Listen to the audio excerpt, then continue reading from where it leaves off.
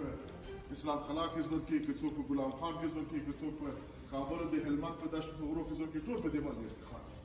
نو دا زموږ ستاسو د وطن یو پیشرفت دی، یو ترقي ده او الله پاک زموږ ځوانانو ته دغه توفیق ورکړي چې په آینده کې هم د دې نه ښه خدمتونه وکړي. دا زموږ وطن دی، په موږ باندې حق لري. دا وطن به موږ جوړوو، په پښو به یې درو. لکه مخکې چې ملګري ورته اشاره وکړه او دا تشریحات هم سره ورکړل چې له اول جنګ جهادي نه شروع کړي چې خلک 3 کاله په خندقونو کې 12 میلیونه انسانان 14 میلیونه انسانان تباه شو په دوم جنگ جهادي کې. هغه به بیرته پرېږدو.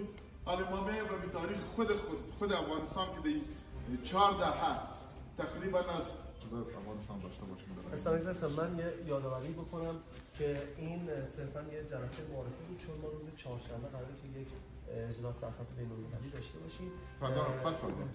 چهارشنبه روز یک شنبه ما دعوتنامه رو سریعا باید فردا پخش کنیم. ما آماده چاپ هستیم. می‌خواستیم بدونیم که این تو چه سطحی و باقی وزارتخونه بحث کانال‌های امارات میخوان آیا باشن تو این مسئله. متن سخنرانی ما آماده کنیم، بسیار کار داریم.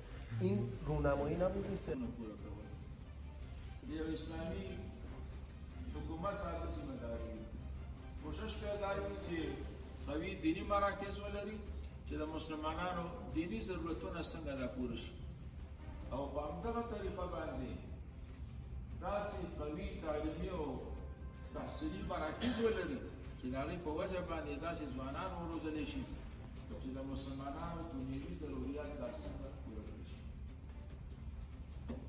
موږ د دین په کتابونو کې دا یو کلیه ده چې هر عمل چې د هغې کول واجب، د هغې علم دا هم واجب.